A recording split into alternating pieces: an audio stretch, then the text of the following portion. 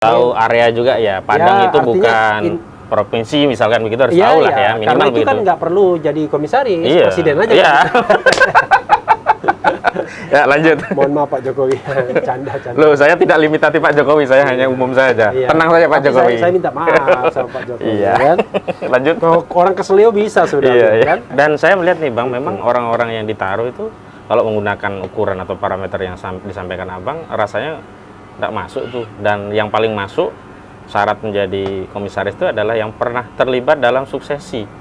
Pendapat Abang terkait itu? Bukan suksesi, tim sukses. Tim sukses, boleh deh.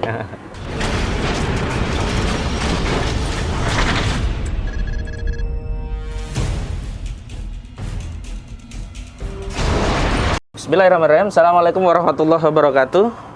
Pemirsa, saya mau nyontek nih lah, jumpa lagi. Tapi ini perspektif advokat. Tapi boleh dong kita copy paste. Belum didaftarin ke Ditjen Haki kan? Belum. Jumpa lagi itu ya. Jumpa lagi.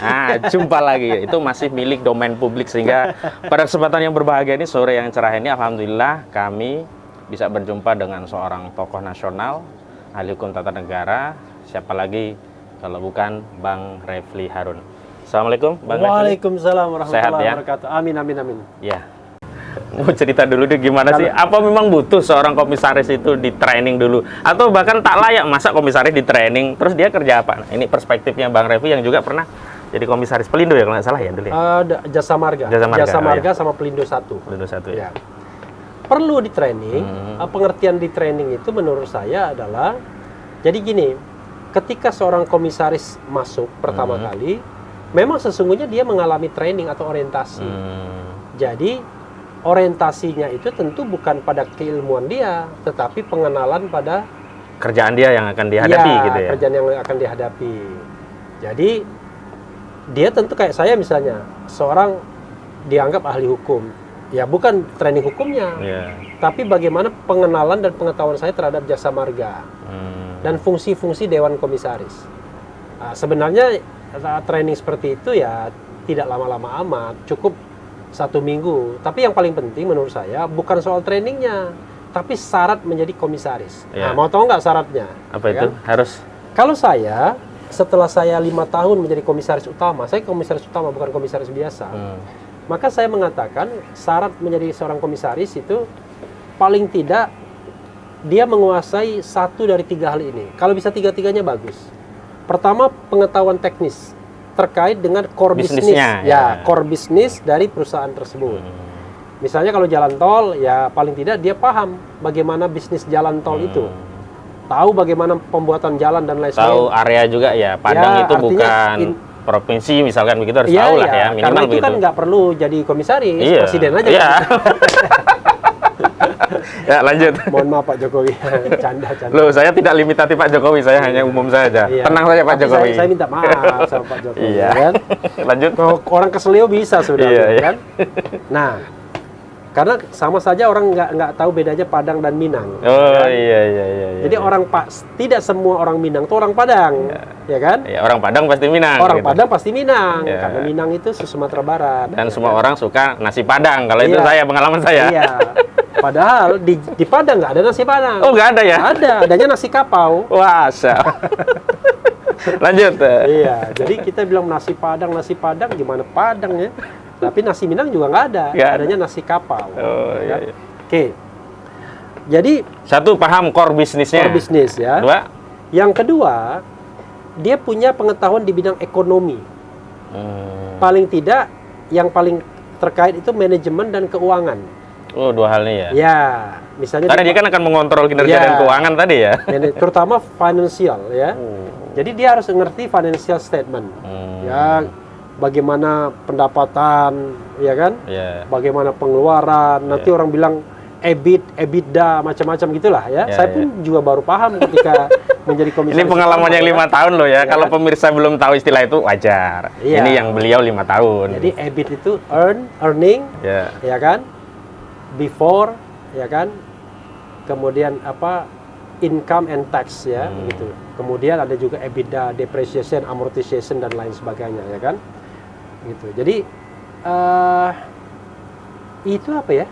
Malah lupa saya. Oke lah, tapi tapi ada istilah-istilah teknis yang Harus dikuasai lah yang ya. harus kita pahami ya. Hmm. Nah, yang ketiga, ini Ya. refleksi saya.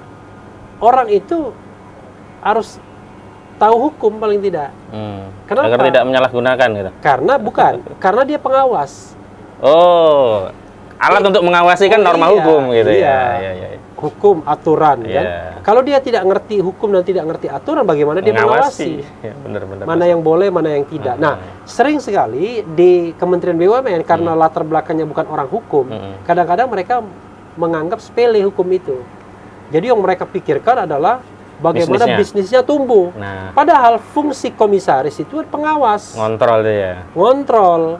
Nah, kadang-kadang antara ekspansi bisnis dan pengawasan itu bisa Benturan. benturan. Iya, benar-benar. Karena kadang sering sekali ekspansi bisnis itu mengabaikan aturan, ya kan? Ya macam-macam lah. Nah, fungsi komisaris dia harus ngawasin, harus memastikan itu sesuai dengan yang namanya GCG, Good Corporate Governance. Jadi kalau misalnya Erick Thohir, ya kan, Ya. Menteri BUMN mau mengadakan training Saya sarankan undang Bang Refli nih salah satu. bagi komisaris, ya saya nggak perlu diundang lah, ya kan? Ah, iya, Nanti dipikir-pikir saya mau jadi komisaris lagi. ya kan? Jangan. Jadi Trainer komisaris aja lah.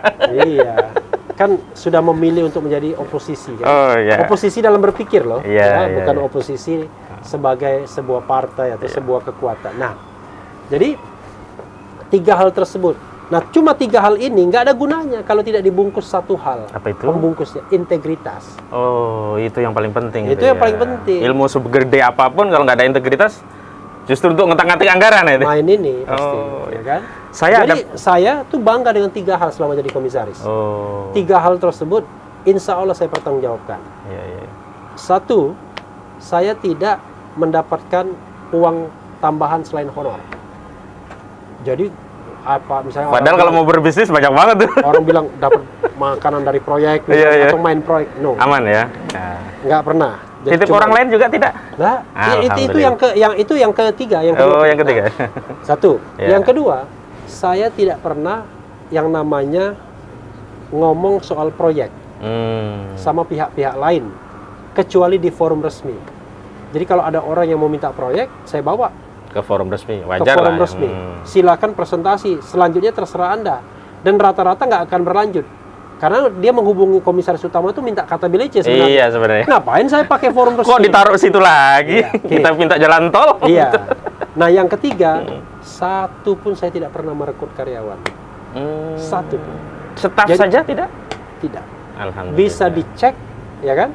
Bisa dicek di Pelindo 1, bisa dicek di Jasa Marga. Ada Baik. nggak orang yang pernah dimasukkan Refli Harun? Hmm.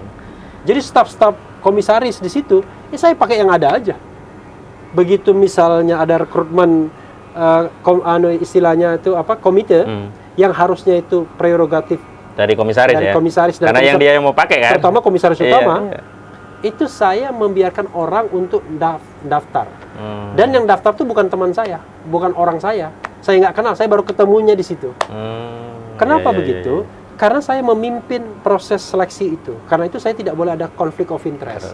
Saya tahu kadang-kadang komisaris lain bawa temannya gitu kan. Nah, tapi kita memprosesnya secara Jadi nggak ikut-ikutan Nggak desain ikut- pertanyaan, iya. termasuk TWK juga nggak terlibat kalau ada itu. apalagi TWK ya kan. Ini Bang, saya ada pengalaman tuh. Ada benturan ekonomi Cuma dan yang hukum. begitu, yang menjaga integritas biasanya nggak lama, karena kritis. Oh, nah kalau ini saya ikut berbela-sungkawa lah. Oh enggak. Untuk Enggak. saya aja, karena saya belum bisa begitu. Enggak, karena saya bilang itu adalah choice, pilihan. Pilihan. Karena gini, sekarang ini komisaris itu masih dianggap orangnya pemerintah. Oh, Ini kesalahan. kesalahan. Padahal kan bukan Harusnya ya. badan usaha milik negara. Negara itu tidak hanya pemerintah, tapi juga masyarakat, ya kan? Dan wilayah secara keseluruhan utuh. Jadi BUMN itu milik kita, milik masyarakat sebenarnya. Nggak bisa dibilang milik Nenek gue gitu ya. Iya, badan usaha milik nenek lo itu nggak bisa. Tapi paradigma ini belum dipegang oleh pemerintah. Pemerintah masih menganggap BUMN itu milik nenek moyangnya. Ya, ya. Dan saya melihat nih Bang, memang orang-orang yang ditaruh itu kalau menggunakan ukuran atau parameter yang disampaikan Abang, rasanya nggak masuk tuh. Dan yang paling masuk syarat menjadi komisaris itu adalah yang pernah terlibat dalam suksesi. pendapat abang terkait itu? Bukan suksesi, tim sukses. Tim sukses boleh deh. Sebenarnya begini, ruang untuk mengangkat komisaris itu subjektivitasnya tinggi sekali. Nah, itu karena tadi paradigmanya mereka belum menganggap bahwa BUMN adalah badan usaha milik negara, milik rakyat semua. Tapi masih berpikir bahwa itu adalah badan usaha milik pemerintah. Nah, kritik saya terbesar sebenarnya bukan pada tim-tim sukses yang masuk sebenarnya. Karena kalau tim-tim sukses yang masuk itu relatif jadinya. Karena relatifnya begini, kita kan susah menentukan kualitas seseorang itu bagaimana mengukurnya, tapi tetap harus diukur. Jadi ada persyaratan, baru kemudian kita rekrut orang. Kalau saya, Menteri BUMN-nya saya buka aja semuanya, ya kan? Siapapun silahkan. Iya, yang penting ketika syaratnya ini ya. Iya, syaratnya ini. Nah, begitu syaratnya sama, preferensi dong. Saya misalnya mendapatkan 2 kandidat, satu saya kenal, satu enggak. Ya, yang saya kenal itu biasa. Nah, yang jadi masalah adalah mereka yang jabatan rangkap sebenarnya. Contoh misalnya, wakil menteri BUMN merangkap jadi komisaris utama di BRI, kan nggak masuk akal. Ya kan? Padahal bagaimana dia pemegang saham utama, dia pula kemudian yang cawe-cawe di salah satu BUMN-nya. Jadi kita kan bingung siapa pada yang saat mana dia siapa yang mengawasi siapa. Karena begini, direksi diawasi oleh komisaris, tapi direksi dan komisaris diawasi oleh kementerian. Kan begitu. Kan mengevaluasi komisaris utama berhasil atau enggak kan kementerian. Nah, kembali nih BUMN kan banyak satu lagi yang merangkap dirjen, sekjen, kemudian mereka-mereka yang kerja di kantor staf presiden. Bisa disimpulkan itu bagi-bagi jatah saja? Tapi mestinya nggak boleh rangkap jabatan kalau kita mau profesional. Anda harus memilih. Salah satu saja. Maksud saya begini, kalau Anda mau mengabdi pada negara, tapi masih berpikir soal uang, ya lebih baik nggak usah. Lebih baik pilih satu jabatan saja, jadi komisaris saja. Atau saya waktu diangkat sebagai komisaris utama Jasa Marga, saya mengundurkan diri sebagai staf khusus menteri. Oh iya, waktu itu staf khusus juga ya. Kalau orang kan lain kan menganggap kemaruk dua-duanya diambil mungkin. Ya, kalau orang menganggap wah bodoh sekali. Tapi saya diangkat sebagai komisaris utama independen, gitu. Walaupun saya tahu nggak akan lama ini barang, karena cantolannya kan sudah dibuang. Tapi saya ingin berusaha memberikan contoh menegakkan governance. Kalau sekarang enggak, direkrut jadi staf khusus misalnya Menteri BUMN dijadikan komisaris. Direkrut jadi deputi orang swasta dijadikan komisaris. Dan biasanya komisaris yang bagus tuh, komisaris yang nggak usah mikir. Yang nggak usah mikir itu nggak kayak Garuda yang bisnisnya udah jalan lah ibaratnya ya. Udah jalan dan untung besar. Ya. Direkrut jadi deputi di KSP jadi komisaris. Direkrut jadi staf khusus menteri apapun sekretaris negara jadi komisaris. Nah, itu yang menurut saya merusak governance. Gitu. Ini kita kembali ke BUMN, Bang. Secara umum kan BUMN kita banyak masalah nih kinerjanya. Banyak merugi, bahkan banyak tunggakan-tunggakan ke pemerintah juga, pemerintah yang menunggak ke BUMN. Secara umum dari mungkin Pelindo dan Jasa Marga kan bisa diambil kisi-kisi umumnya ya. Apa sih problem utama kalau sampai ada BUMN sampai rugi padahal dia sudah difasilitasi? Saya menganggap problem utamanya sense of belonging. Oh, tidak merasa memiliki itu? Problem utamanya rasa memiliki. Saya kasih contoh gini, pengurus BUMN itu 5 tahunan secara teoritis.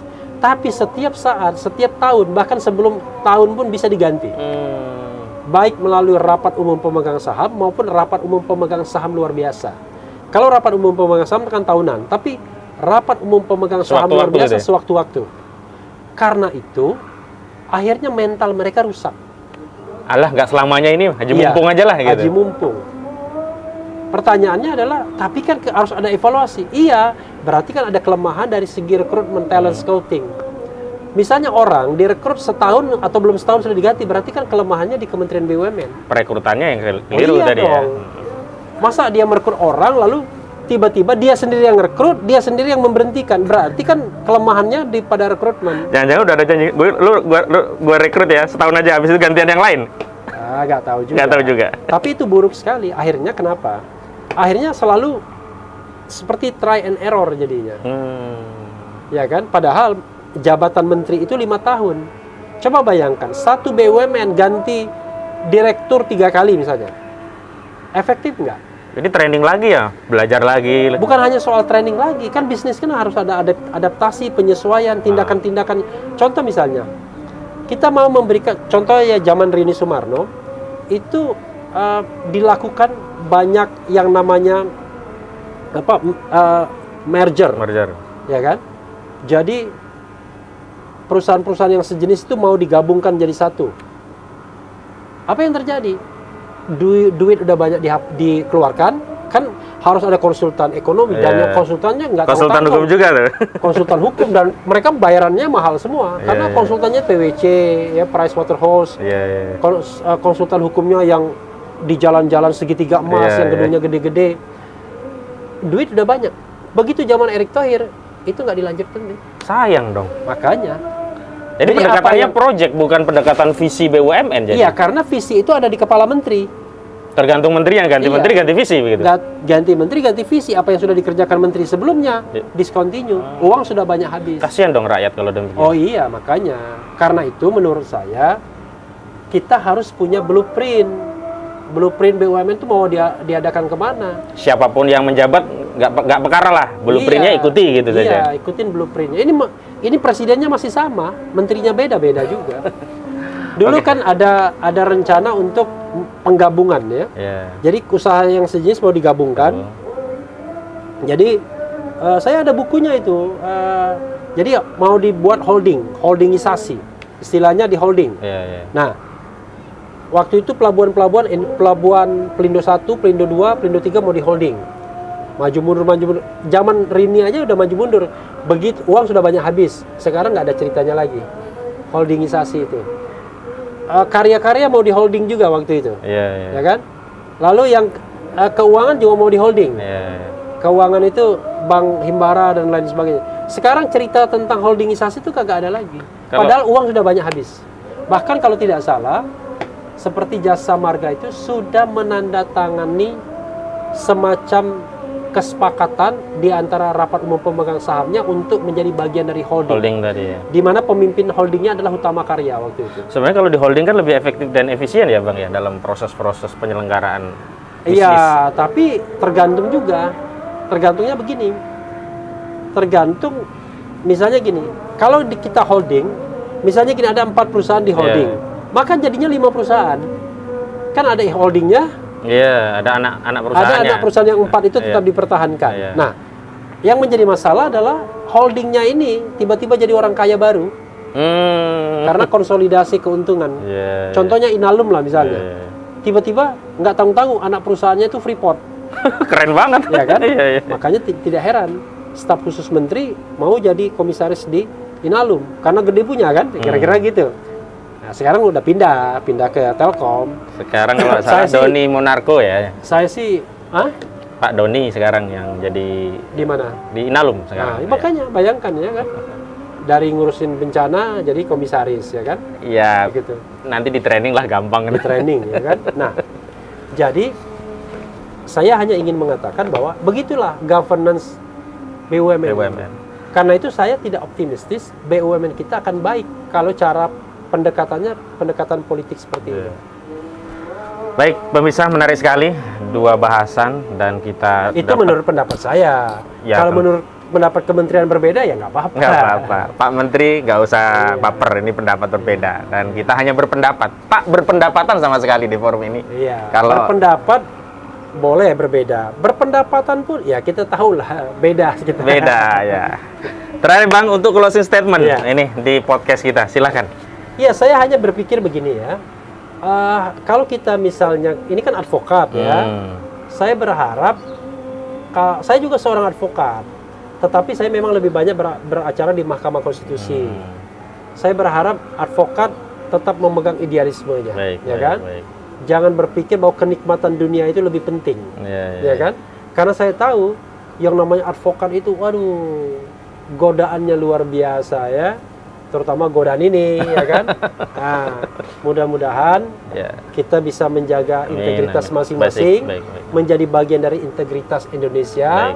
Siapapun presidennya, negara ini bebas dari korupsi, bebas dari kolusi ya kan. Demokrasi tetap terjaga, perbedaan pendapat tidak dikriminalisasi, Jadi kita hidup dalam sebuah negara yang menuju baldatun, Thayyibatun, thayyibatun, warabun ghafur. Baik pemirsa, ada satu adagam yang menarik yang perlu kita cermati, kita pahami dan kita praktikkan, bahwa akhirnya kita tidak mewarisi bangsa negeri ini dari kakek moyang atau founding father kita, tapi kita mendapat amanah dari anak cucu kita kelak, sehingga kita punya tanggung jawab agar bangsa negeri ini tetap ada sampai pada estafet kepemimpinan anak cucu kita kelak. Karena itu menarik apa yang disampaikan oleh Bang Refli Harun, kita harus jaga integritas, karena kalau kita tidak memiliki integritas, lalu apa yang akan kita sampaikan pada generasi anak cucu kita selanjutnya. Bersama Perspektif Advokat, sampai ketemu di acara yang lainnya yang daging-daging, dan terima kasih Bang Refli, semoga sehat selalu, semoga diridhoi Allah dan dimudahkan segala urusannya. Amin ya robbal alamin. Assalamualaikum warahmatullahi wabarakatuh. Waalaikumsalam warahmatullahi wabarakatuh. Nah.